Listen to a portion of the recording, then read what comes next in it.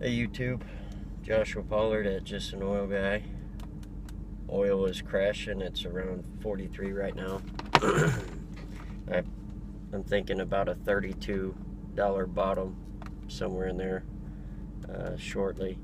If you follow me on Twitter, one of the concerns I have for publicly traded companies is they've bought all this acreage in the last 2 years, paid enormous amounts of money for it, and they have to either drill it knowing they're going to lose money, or they lose the lease and they lose money. So expect the glut to keep on because they've got to drill it. They don't want to lose $15-20 million and not even at least drill it. So I think it'll shove oil down into the low 30s. Never really been a big fan of the Bakken. There's only a small piece of it that's actually really good. I'm going to break down real quick. I wrote it all down here so I can break it down quick for you.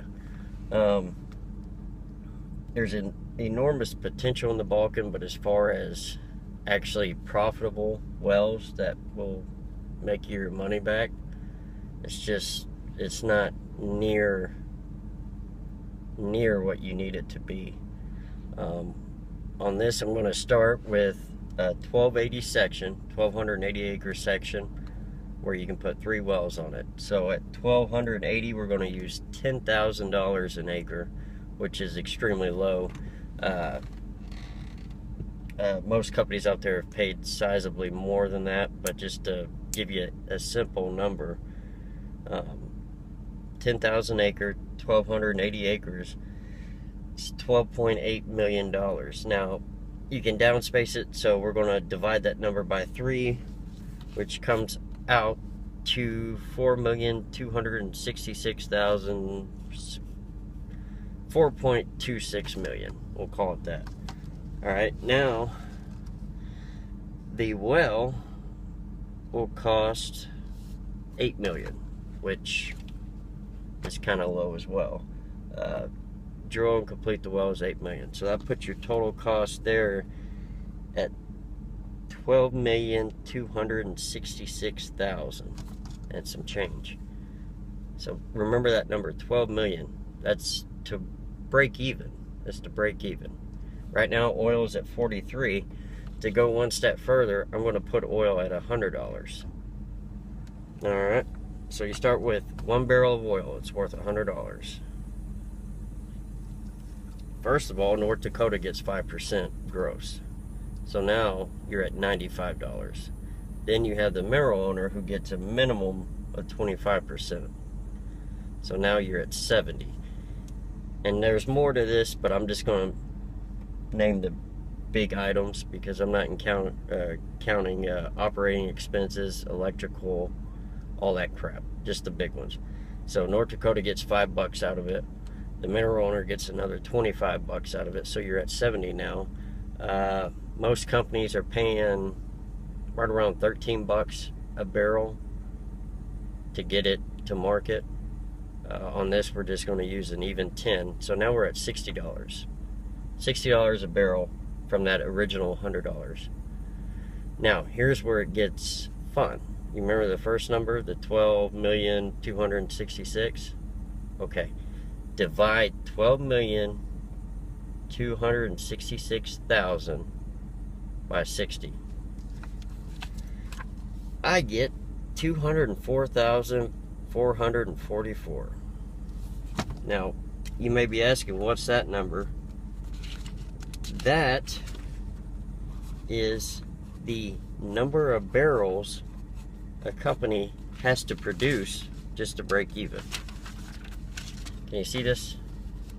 I don't know if you can see it. It's kind of bright. There it goes. 204,000 barrels of oil to break even. And that's not included. There's probably another $15 actually in the cost of each barrel. So that's $100 oil. 204 Yeah, damn, that's a lot. 204,000 barrels of oil to break even.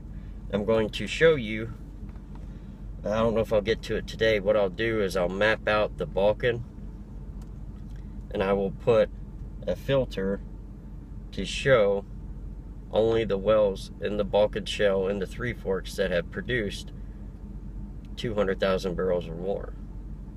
And when you look at it, you're going to see what I've known for the last 6 years.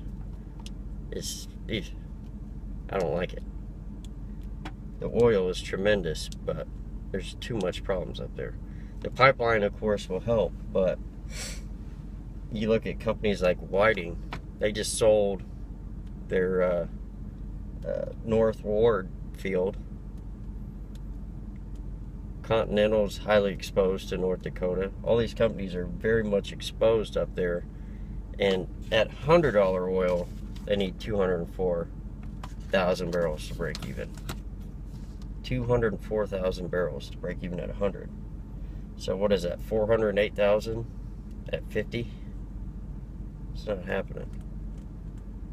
There's still rigs up there. People are still drilling up there, but it just, I don't like it. Now the Eagle Ford is completely different. Well, let me rephrase that.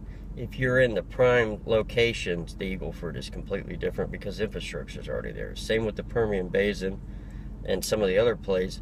If the infrastructure is already there, then you're great. But up in North Dakota, it's all new, relatively new, over the last 6-7 years. Even going back to like 2007, 2008, Harold Hamm knew how big the Bakken was, but it was one of those deals, well, we got to have $100 oil.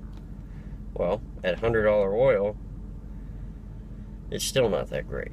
So just think about that. Think about the companies exposed heavily in the Bakken. If you're a smaller operator, you really don't want to drill in the Bakken because you take last place to everybody else. All the contractors, if they've got Continental and they're doing work for them and they know they'll do job after job after job, they're not going to stop to come to this one guy who maybe can drill 10 wells. They'll eventually get to you, but you'll be put on the back burner for a long time.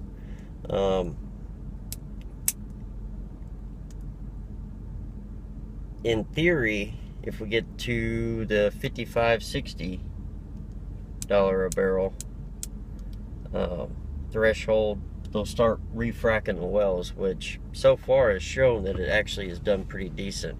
EOG, for one, EOG has their own rail terminal up there. They're the exception to the rule. Mark Papa, he did 3 just amazing things when he was at EOG. He saw the natural gas glut coming. EOG was about a 95% natural gas company. He saw it, said, find me oil. They went out, followed Petrohawk like the rest of us out in the Eagle Ford, the Bakken, but he got out of natural gas, which is one. Number 2, he knew that fracking was going to be the way to release shale oil and gas. So he bought up sand mines.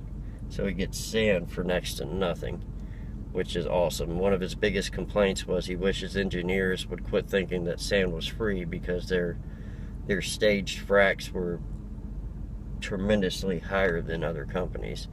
But the results in their decline curves were 10 times better than everybody else. But number 3, he built a rail terminal in North Dakota so he could take his oil to the East Coast, to the Gulf of Mexico, West Coast, wherever, and he didn't get bottlenecked like the other operators. But he did those 3 things. He's got a new company out there. They had a kind of a smaller IPO. I would put my retirement with Mark Papa. He is that good. If you can get in on his new company, it is amazing. But anyways, back to my point. The Bakken is bullshit for 90% of the players up there. 90% of the wells up there are not economic at $50, much less $100. And then, once again, that's a lot of uneducated, cheap money flowing in to the oil and gas industry. Everybody wants to be an oil guy, so they'll put their money with anybody and everybody to try to get it, when in fact, it's all foolishness. Let's see, what else do I got? I got a bunch of crap going on. Oh, the helium wells going good. We're taking our time out there. It's a lot of caving, so we're had to be real careful. That's sand. There's saltwater sand zones out there that are just bastards. So we're just taking our time getting down. One good note is we have not hit any helium uphole yet, which is good. It means there's a good seal. Normally that'd be like, uh-oh, we're not seeing any shows, but uphole in the helium in the pentadome, the less you see uphole, the more there's going to be down in your target zone, your main target zone, so that's good. Outside of that, that's all I got. Have a good one. Follow me on Twitter. All the emails, thank you so much. It's fun. Love talking to you guys. Talk to you later. Bye.